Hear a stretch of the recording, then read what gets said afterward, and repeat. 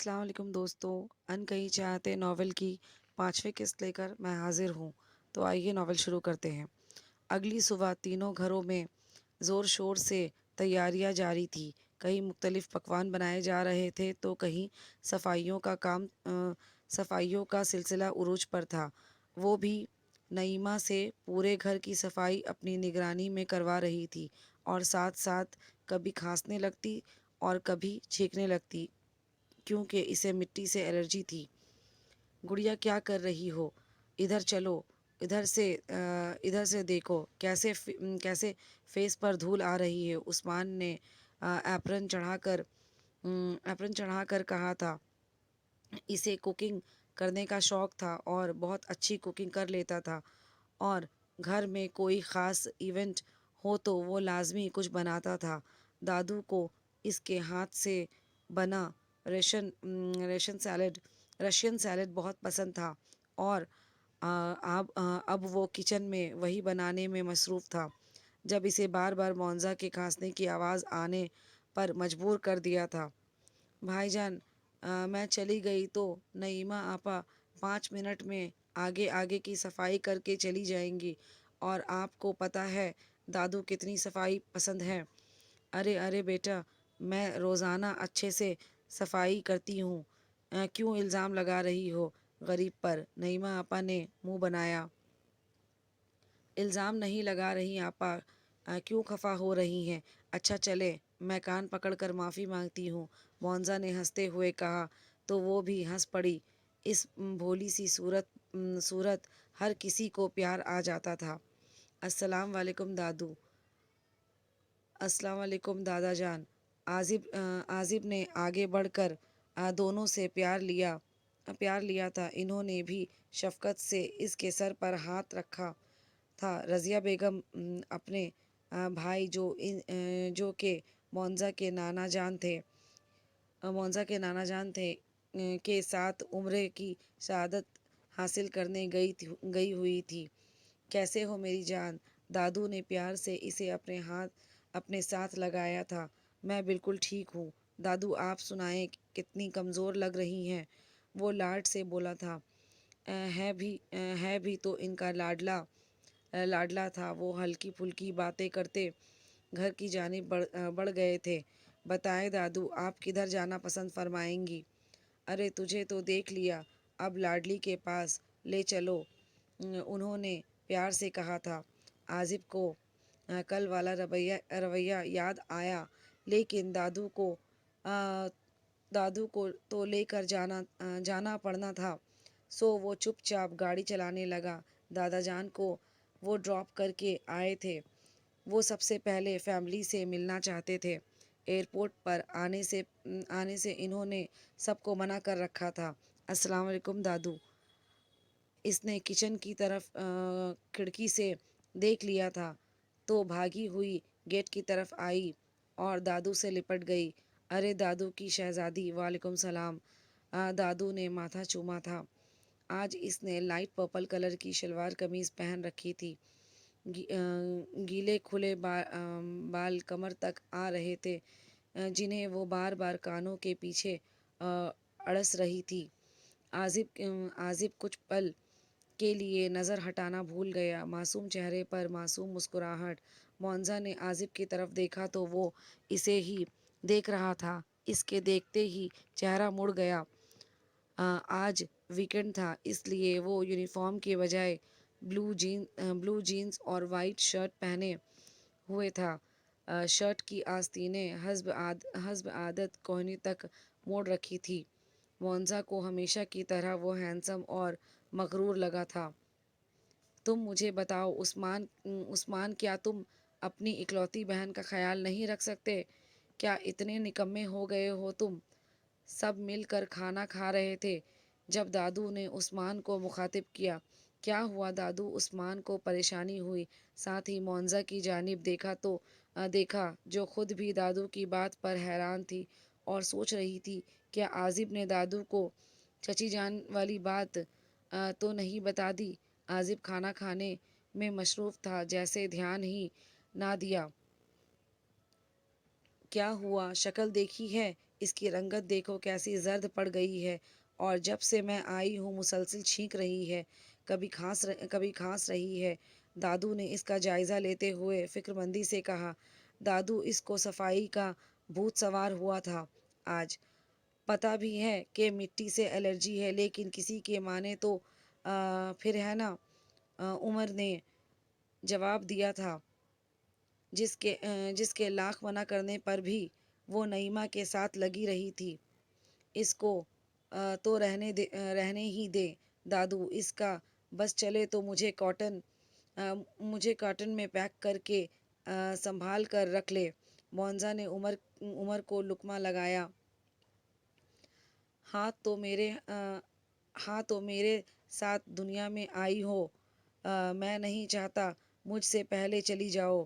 اور اس بات پر عثمان نے زوردار تھپڑ کان پر رسید کیا تھا۔ سب ہنسنے لگے اور وہ کافی دیر کان مسلتا رہا۔ اور زرد رنگ 2 دن پہلے کے بخار کا نتیجہ ہے، بابا جان نے نئی اطلاع دی۔ ہائے ہائے، بخار کیسے ہو گیا میری بچی کو؟ دادو نے فکر مندی سے فوراً ماتھا چھوا۔ ارے دادو، کیوں پریشان ہو رہی ہیں؟ میں ایک دم فٹ ہوں، اس نے دادو کو تسلی دینا چاہی۔ ارے خاک ٹھیک ہو، دیکھو کتنی کمزور لگ رہی ہو، اور ماتھا بھی بہت گرم ہے۔ وہ ابھی بھی فکر مند تھی۔ عازب، وہ جو بظاہر کھانے میں مصروف تھا، دادو کے پکارنے پر سوالیہ نظروں سے انہیں دیکھا۔ تم آج معاوضہ کو کسی اچھے ڈاکٹر کو دکھا کر آنا۔ عثمان پر تو مجھے اب بالکل یقین نہیں رہا، میں گھر سے کیا گئی بچی کا دھیان نہیں رکھ سکا۔ یہ دادو نے دیکھا تو عثمان بے چارگی سے دیکھتا رہ گیا۔ دادو، میں بالکل ٹھیک ہوں، عثمان بھائی نے میرا چیک اپ کروا دیا تھا، اور اب میں کہیں نہیں جا رہی، پلیز دادو، وہ منت کرتے ہوئے بولی۔ وہ عازب کی طرف سے فوراً انکار کی توقع کیے بیٹھی تھی۔ جب وہ کچھ نہ بولا تو مجبوراً اسے خود ہی انکار کرنا پڑا۔ کوئی بہانہ نہیں چلے گا، میں بھی کافی دنوں سے تمہاری صحت نوٹ کر رہا ہوں۔ آج دادو سے پرمیشن بھی مل گئی ہے، تو 3 بجے تیار رہنا، میں تمہیں پک کر لوں گا۔ میرا ایک دوست ڈاکٹر ہے، اسے چیک اپ کروا لیں گے۔ واپس اپنی سنا کر اللہ حافظ کرتا چلا گیا۔ وہ کچھ کہنا چاہتی تھی، پر وہ وہاں سے سننے کے لیے رکا ہی کب تھا۔ کافی دنوں سے نوٹ کر رہا ہوں، کبھی سیدھا منہ بات تو نہیں بڑے آئے نوٹ کر رہا ہوں۔ وہ بڑبڑاتے ہوئے اٹھ گئی۔ دادو کا حکم ماننا پڑتا تھا، سو کچھ نہیں کہہ سکی، ورنہ فوراً انکار کر دیتی۔ السلام علیکم اماں جان۔ تایا جان اور چچی جان کی آوازیں اس کے کانوں میں پڑی تھی۔ غالباً سب ملنے آ چکے تھے۔ آج لنچ تایا جان اور ڈنر چچا جان کے یہاں ہونا تھا۔ اماں جان، آپ سے ایک بات کرنی تھی۔ کچھ دیر ادھر ادھر کی باتوں کے بعد جب سب بچے اٹھ گئے تو حسنین صاحب نے تہمید باندھی۔ بولو حسنین احمد، کیا بات ہے؟ اماں جان خوش دلی سے بولی تھی۔ اماں جان، ماشاء اللہ، اسد اور عثمان اب بزنس سنبھال رہے ہیں۔ پڑھائی پوری کیے بھی سال ہونے کو ہے۔ میں چاہتا ہوں اب اسد کی شادی کر دی جائے۔ انہوں نے احتیاط سے الفاظ کا چناؤ کیا تھا۔ ارے یہ تو بہت اچھی بات ہے، اسے کوئی پسند ہے تو بتائے، ورنہ ہم خود ڈھونڈ لیں گے، اماں جان نے خوش دلی سے کہا۔ تو حسنین صاحب کو اپنی سوچ پر دکھ ہوا کہ کیوں وہ اپنی اولاد پر اپنی مرضی تھوپنا چاہتے تھے۔ بلا شبہ ہوتا تو وہی ہے جو نصیب میں ہوتا ہے۔ جی اماں جان، اسد رانیہ کے لیے راضی ہے۔ میں نے کل اسلم سے بات کی تھی، انہیں بھی کوئی اعتراض نہیں۔ حسین صاحب نے فوراً مدعو بیان کیا تھا۔ تو پھر دیر کس بات کی؟ کوئی رسم کر لو اور ساتھ ہی عثمان اور عازب کے لیے بھی دیکھ لو۔ ان تینوں میں کوئی خاص فرق تو نہیں ہے، تو میں چاہتی ہوں کہ ان کی ایک ساتھ ہی شادی کر دی جائے۔ اماں جان نے نئی تجویز پیش کی تھی۔ عازب اپنے والدین کو شادی کے 10 سال بعد اللہ تعالیٰ نے عطا کیا تھا، اسی لیے وہ عثمان اور اسد سے عمر میں چھوٹا اور خصوصاً دادو کا لاڈلا تھا۔ ایسا کرو تم لوگ بچوں سے پوچھ لو، پھر بات ہوگی اس بارے میں۔ انہوں نے حکم جاری کیا اور نماز کے لیے کمرے کی طرف بڑھ گئی۔ اماں جان اب بچوں کی مرضی جاننا چاہتی ہیں۔ کچھ سال پہلے یہ کر لیتی تو ہمارے اپنے ہم سے اتنا دور نہیں ہوتے۔ حسین صاحب نے دکھ سے کہا، ہمارے بڑے ہمارے لیے ہمیشہ صحیح فیصلہ کرتے ہیں اور تم ایسے لوگوں کو یاد کرنا بند کر دو جو ہماری رسوائی کا باعث بنے۔ حسن صاحب نے غصے سے کہا تو وہ خاموش ہو گئے۔ کچھ ان کہا کچھ ان سنا۔ یہ تعلق عجیب سا ہے، پھر بھی نہ جانے کیوں یہ دل کے اتنا قریب سا ہے۔ تجھے دیکھ لوں تو کیا کہوں، حال دل یہ عجیب سا ہے۔ وہ ٹھیک 3 بجے گیٹ پر موجود تھا۔ دادو جان ضروری ہے کیا؟ اس نے منہ بنایا۔ بالکل، اب جاؤ۔ دادو نے گھورا تو وہ باہر آ گئی۔ وہ جو ہارن پر ہارن دے رہا تھا اسے دیکھ کر رک گیا۔ اس نے صبح والا ڈریس ہی پہنا ہوا تھا، لیکن صبح کا کھلا چہرہ اب تھکن زدہ لگ رہا تھا۔ وہ چپ چاپ فرنٹ سیٹ کھول کر بیٹھ گئی اور باہر دیکھنے لگی۔ السلام علیکم۔ عازب گاڑی سڑک پر ڈال کر بولا، تو بھی اس پر کوئی اثر نہیں ہوا۔ لگتا ہے تم مینرز بھول گئی ہو۔ عازب نے اسے بلانا چاہا تھا، چاہے کچھ بھی کہے، بولے تو صحیح۔ وہ اتنی دیر سے اسے اگنور کرتا رہا تھا، لیکن وہ اسے کبھی بھی اگنور نہیں کرتی تھی۔ اب کر رہی تھی تو اسے بے چینی ہو رہی تھی۔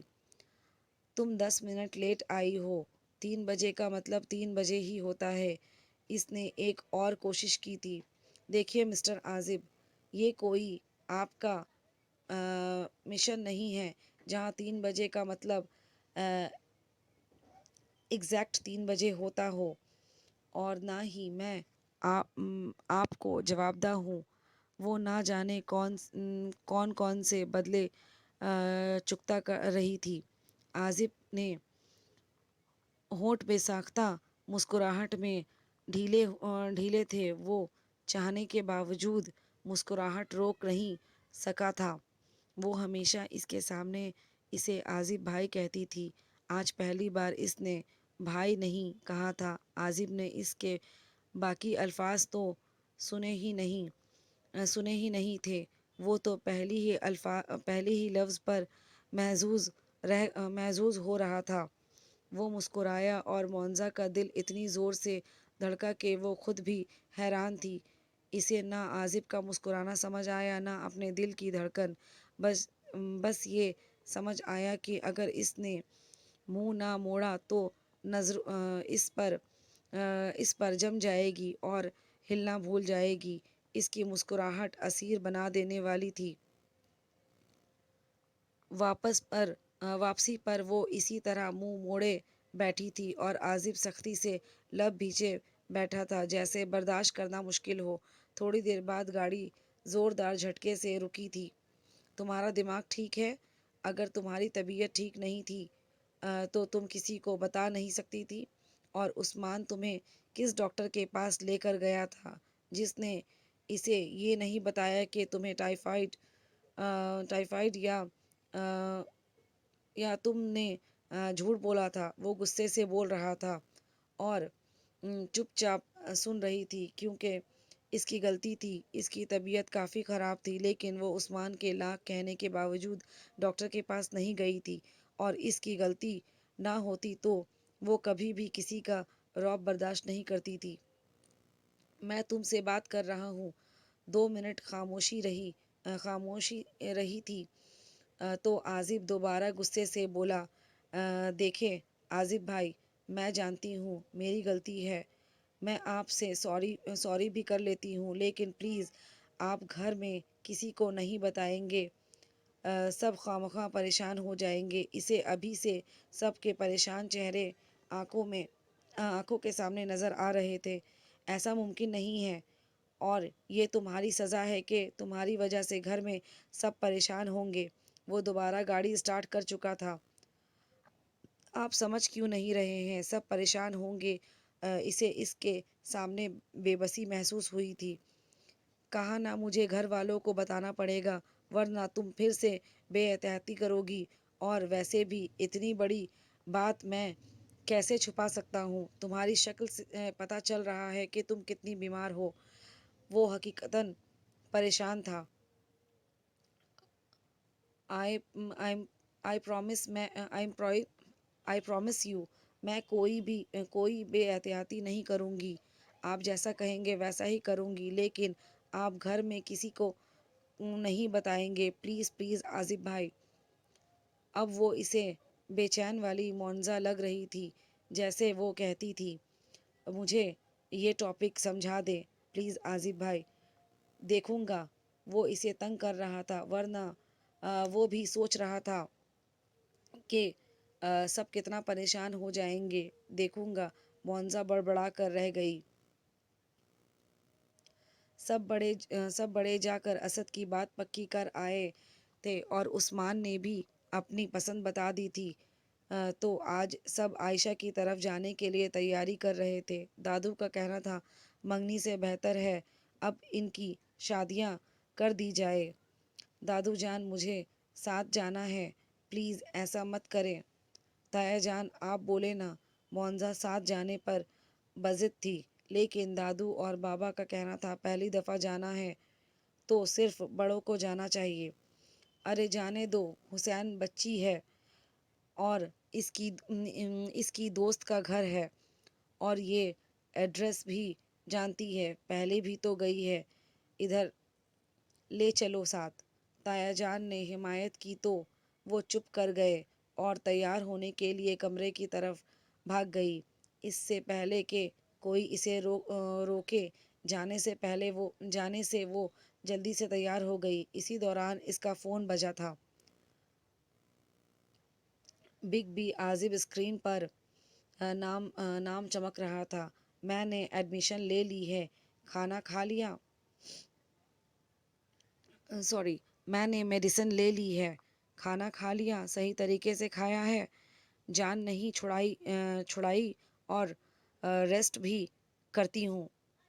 आज़िब मुस्कुरा दिया। इसने घर किसी को नहीं बताया, लेकिन वो रोज़ाना इसे वही सवाल पूछता, और वो रटे रटाए जवाब देती। और आज़िब ने कहा था, अगर मुझसे झूठ बोला तो मुझसे बुरा कोई नहीं होगा। वो तो पहले भी नहीं है, और सिर्फ बड़बड़ाई थी। गुड, लेकिन मैंने ये सब कुछ पूछने के लिए कॉल नहीं की। तो फिर तुम भूल गई क्या? 4 दिन बाद का चेकअप था। 3 बजे तक आ जाऊंगा, और 3 बजे का मतलब 3 बजे। इसने तन्विया की थी। ओ नो, आज नहीं, मैं जा रही हूँ, आज नहीं, मैं जा रही हूँ, प्लीज़ आज़िब भाई, मैंने आपकी हर बात मानी। इट्स ओके, मत मानो। मैं आकर दादू को बता देता हूँ तुम्हें टाइफाइड है, तो वो खुद ही भेज देंगी तुम्हें। आपको नहीं लगता आपको एयरफोर्स में होने की बजाय कोई ब्लैकमेलर होना चाहिए था? वो जल कर बोली। तो वो मुस्कुरा दिया। ठीक है, मैं आयशा की तरफ जा रही हूँ, लोकेशन सेंड कर दूँगी। वहाँ तो सिर्फ बड़े जा रहे हैं ना। हाँ, तो मैं भी बड़ी बड़ी ही हूँ। कहकर इसने फ़ोन बंद किया कर दिया।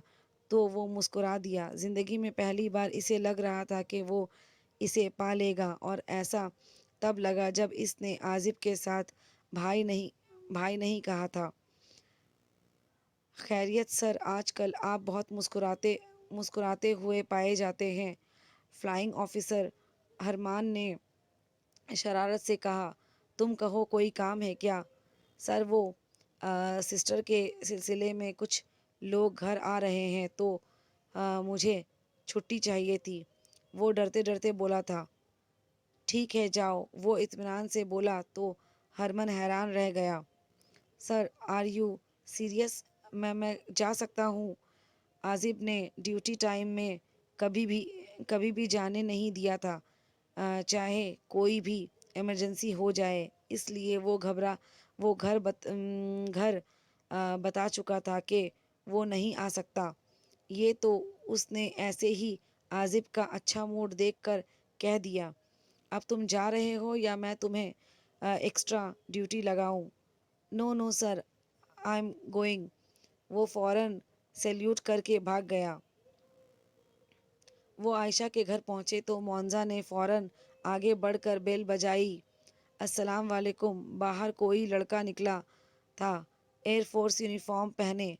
वो बहुत वाजह लग रहा था। मोन्जा इसे देखकर पीछे हट गई। वो आयशा या इनके वालदा का दरवाजे पर आना एक्सपेक्ट कर रही थी, क्योंकि वो जब भी आई थी वही दोनों घर मौजूद होती थी। अस्सलाम वालेकुम बेटा। हसन साहब आगे बढ़े थे। वालेकुम सलाम, अंदर आइए प्लीज़। वो पीछे हट गया तो सब अंदर चले गए। अंदर चले बढ़ गए। आयशा का घर छोटा सा था लेकिन इनके दिल बड़े थे। आप बैठे, मैं अम्मी को बुलाता हूँ। हरमान इन्हें ड्राइंग रूम में बैठाकर अंदर चला गया। अस्सलाम वालेकुम। थोड़ी देर बाद एक कमज़ोर सी खातून अंदर दाखिल हुई। चेहरे पर इत्मीनान और सुकून था। वहाँ मौजूद तमाम अफराद मंजमद हो गए सिवाय मोन्जा और हरमान के, जो इन रिश्तों की उलझनों से लाइल्म थे। मेरी बच्ची, मेरी सोनिया, दादू की आवाज़ ने दादू की आवाज़ ने सकते को तोड़ा था।